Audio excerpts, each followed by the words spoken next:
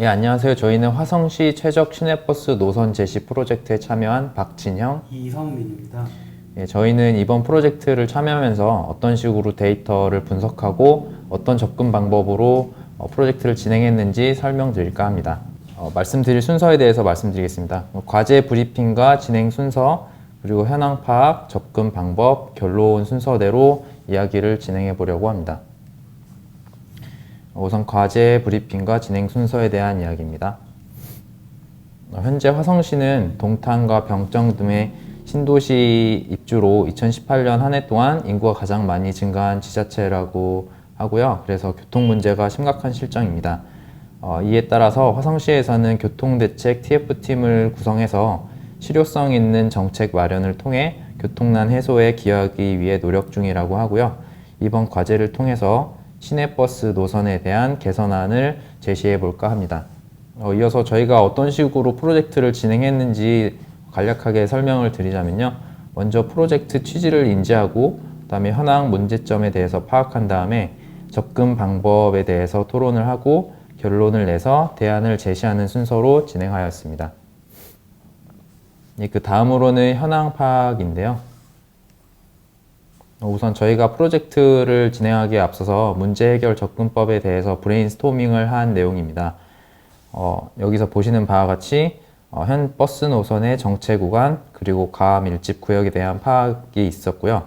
그리고 인구가 집중되는 시간과 정체 해소가 필요한 구역, 그리고 특히 출퇴근 시간에 대해서 평균 이동거리와 이용 시간에 대한 기준을 제시할 필요가 있었습니다.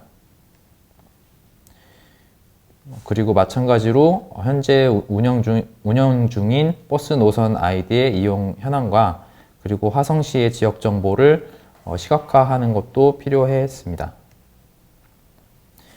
그 다음으로는 저희가 현황과 문제점을 파악하기 위해서 주중 승차 시간대별 이용 객수를 시각화한 모습인데요. 보시는 바와 같이 오전 7시에서 10시 그리고 오후 4시에서 7시 사이에 이용 객수가 가장 많은 것을 확인할 수 있었고요. 이에 따라서 저희는 출퇴근 시간에 집중 분석을 하기로 결정을 하였습니다. 마찬가지로 버스 노선별 승객 이용 횟수도 시각화를 해보았는데 저희가 합리적인 근거를 토대로 하루 이용 객수가 15,000건 이상에 대한 노선에 대해서만 집중 분석을 하기로 결정을 하였습니다. 그리고 다음에 보이시는 바와 같이 저희가 제공받은 트립체인 데이터에 정류장별 이용객 수가 가장 많은 상위 30개의 정류장을 표시를 해봤는데요. 보시는 바와 같이 수원시에 위치한 정류장에서 가장 많은 승하차가 있었다는 것을 확인할 수 있었고요. 이에 따라서 이거를 지도에 표시하였을 때 실질적으로 수원시에 가장 많은 이용을 보이는 정류장들이 위치해 있는 것을 확인할 수 있었습니다. 따라서 저희가 현황과 문제점을 파악한 데이터 분석을 토대로 이용률이 많은 출퇴근 시간, 그리고 이용률이 많은 노선, 그리고 화성시 지역에 한정해서 정체 구간을 보이는 구역에 대해서 분석을 진행하려고 방향을 잡았습니다.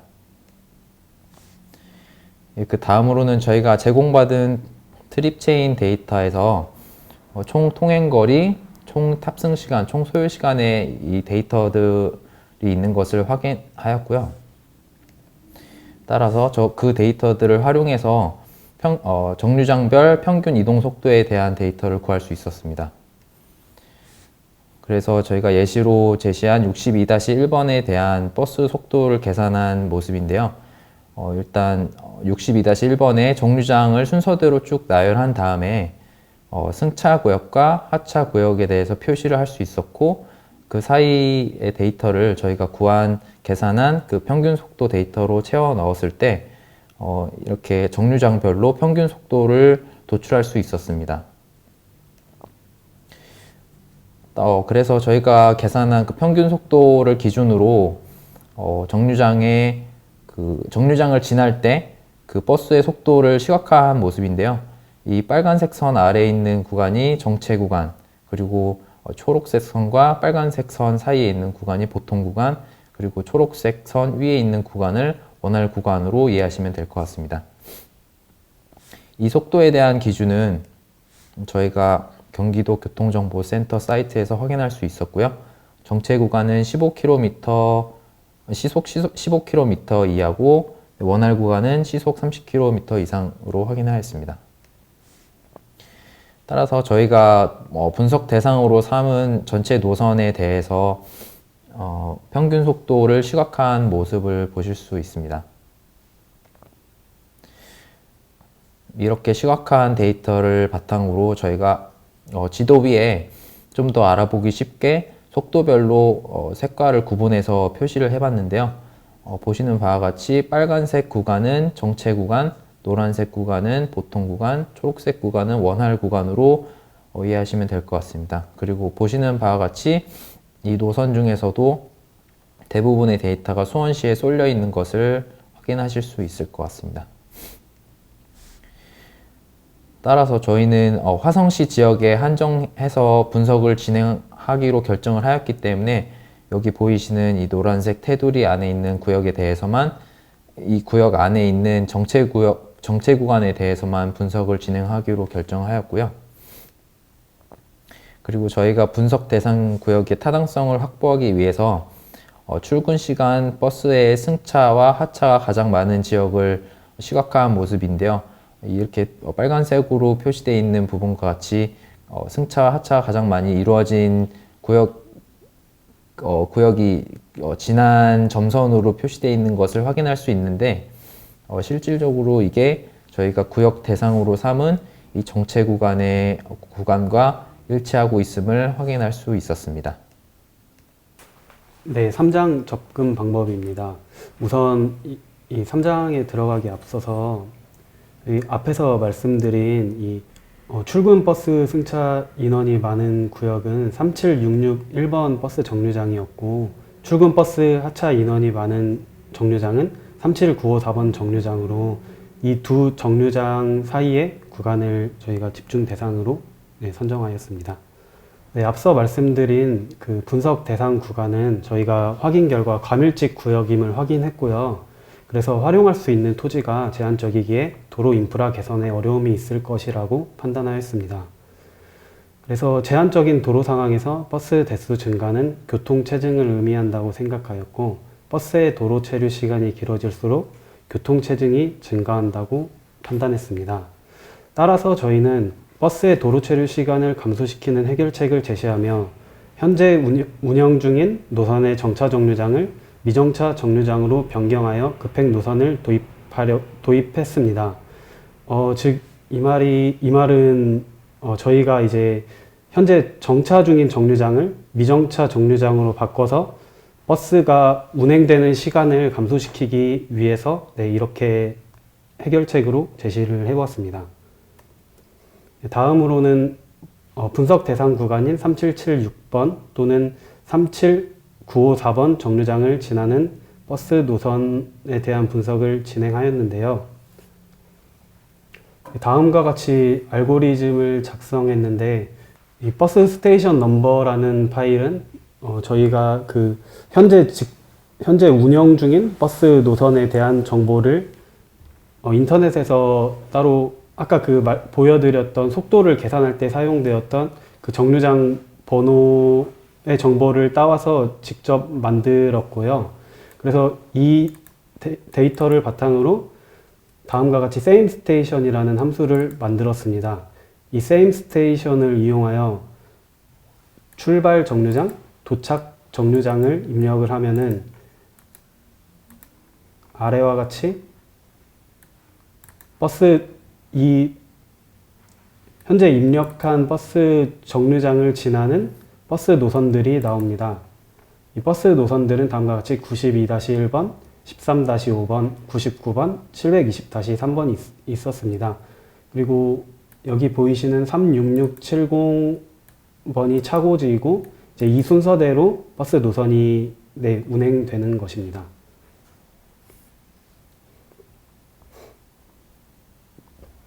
13-5번 버스를 기준으로 공유되는 정류장을 확인했는데요.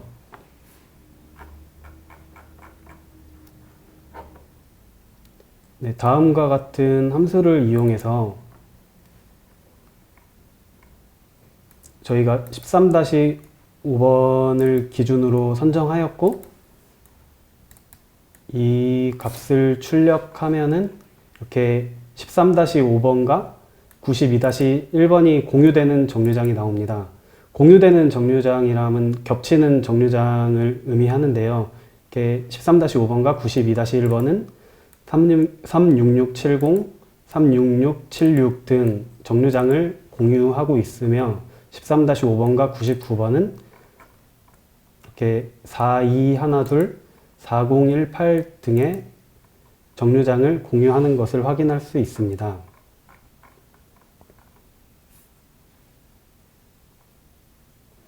네, 그래서 13-5번 버스를 기준으로 공유 정류장 개수를 확인하였더니 92-1번 버스는 12개, 99번은 3개, 720-3번은 2개인 것을 확인할 수 있었습니다. 저희는 이에 따라 급행 노선 적용에 대한 기준을 세워봤는데, 첫 번째로 저희가 분석 대상 구간으로 삼은 37661번 정류장 또는 37954번 정류장을 지나야 합니다. 그리고 두 번째로 공유하는 정류장 개수가 최소 2개 이상이어야 합니다. 그리고 세 번째로 승하차 이용 객수가 지정 노선 정류장의 평균 승하차 인원보다 적어야 합니다. 이 세 번째 코드는 다음과 같이 스테이션 lat이라는 함수를 이용해서 알고리즘을 작성했는데요. 이 함수를 이용하기 앞서 다음과 같이 저희가 분석 대상으로 삼은 노선에 대한 번호, 이게 조금 혼동될 수 있는데, 이게 앞서 말씀드렸던 버스 번호입니다. 버스 번호에 해당하는 노선들이고, 그리고 버스 정류장을 지정을 해줬습니다. 버스 정류장과 그리고 노선을 지정해 둔 다음에 다음과 같이 함수를 이용하게 되면은 평균 승하차 인원보다 많은 정류장은 미정차 정류장에 포함을 시키지 않으며, 네, 다음과 같이 출력값으로 나옵니다. 그래서 저희가 확인해 봤더니 이렇게 36670, 36676, 37712 그리고 37954번 정류장 같은 경우는 평균 승하차 인원보다 많으므로 그 미정차 정류장 대상에서 제거를 하였습니다. 그래서 다음과 같은 버스 정류장이 저희가 분석 대상으로 저희가 미정차 정류장을 지정할 수 있는 버스 정류장입니다. 다음은 그 버스 노선이 지정 정류장을 미정차 시 절감되는 기대 시간의 수식인데요. 저희는 이걸 통행 절감 기대 시간이라고 하였습니다. 이거는 그 논문을 많이 처용하였는데요. 코드는 다음과 같습니다. 저희는 이 통행 절감 기대 시간이라는 수식을 스테이션 스탑 타임이라는 함수로 지정을 하였고, 네, 여기까지가 저희가 통행 절감 기대 시간을 구하는 그 함수입니다. 이를 통해서 각 해당하는 특정 정류장을 지정하게 되면 특정 정류장에 맞는 그 버스의 가감속 시간, 그리고 정류장에서 승객이 승차하거나 하차할 시 발생하는 기대 시간, 그리고 신호 대기 시간의 합으로 이렇게 확인을 할 수 있습니다. 다음은 정류장별 통행 절감 기대 시간 공식에 의한 통행 절감 기대 시간인데요. 네, 앞서 보여드린 스테이션 스탑 타임에 대한 작성된 알고리즘 함수를 이용하여서 다음과 같이 통행 절감 기대 시간을 나타낼 수 있었는데요. 이 통행 절감 기대 시간을 보여드리는 테이블을 만들기 위해 다음과 같이 아까 말씀드렸던 그 분석 대상인 버스 노선과 그리고 정류장 번호를 입력하면은 다음과 같이 버스 노선 41031020 그리고 4136111 노선에 대한 통행 절감 기대 시간이 정류장별로 나옵니다. 이 말은 3766 1번 정류장에서 이 41031020 노선이 미정차였을 시 34.5초의 절감 기대 시간이 예상된다고 판단하였습니다. 그래서 다음은 급행 노선 도입 후 통행 절감 기대 시간인데, 저희는 이제 분석 대상이 그 92-1번, 13-5번 버스 두 대밖에 안 됐었거든요. 그래서 조금 버스 대수가 많았으면 좋았을 텐데 이게 두 대밖에 안 돼가지고 만약에 버스 그 정류장 3766 1번 정류장에 92-1번이 미정차였을 경우 13-5번을 정차하도록 만들어서 이렇게 두 가지 급행 노선을 설계할 수 있었습니다. 이 중 효율이 좋은 노란색으로 보이시는 그 급행 노선을 설정하였고, 92-1번은 134.5초의 절감 시간이, 그리고 13-5번은 155.2초의 절감 시간이 예상되었습니다. 마지막으로 결론 및 한계점입니다. 첫 번째로 급행 노선 도입 시 미정차 정류장 이용객의 도보 이동 구간 증가로 불편을 초래할 가능성이 있습니다. 하지만 도보 이동의 시간이 증가함에 따라 급행 도입으로 통행 시간 감소가 예상됩니다. 즉 고객이 많이 걸을 수는 있겠지만 그래도 총 소요 시간에는 크게 변화가 없을 것이라고 판단하였습니다. 둘째로 분석 대상 구간에 동일한 루트를 공유하는 그 버스 노선의 숫자가 적어 해결안의 한계점으로 작용하였습니다. 아까 저희가 이제 버스 급행 노선 설계를 할 때 두 가지 버스밖에 없어서 조금 아쉽다고 말씀을 드렸는데, 만약에 정류장을 공유하는 버스가 많을 경우 좀 더 정확한 급행 노선이 신설 가능하다고 생각합니다. 네, 마지막으로 결론입니다. 앞선 분석을 진행한 후에 92-1번 그리고 13-5번 버스가 각각 그 총 소요 시간에 비해서 13.5% 그리고 15.5%의 절감률을 보였습니다. 이는 수치적으로는 큰 폭이 아니지만 중점 사항으로 두어야 하는 교통 체증 변화에는 효과적일 것이라고 판단하였습니다. 저희가 현재 제공받은 데이터만으로는 그 교통 체증의 복합적인 요인들을 분석하기에 조금 어려움이 있을 것이라고 생각했고, 향후 정체 원인 분석에 필요한 데이터를 활용하여 파악할 필요가 있다고 생각합니다. 네, 이상으로 발표 마치겠습니다. 네, 발표자 이성민입니다. 박진영이었습니다. 네, 감사합니다. 감사합니다.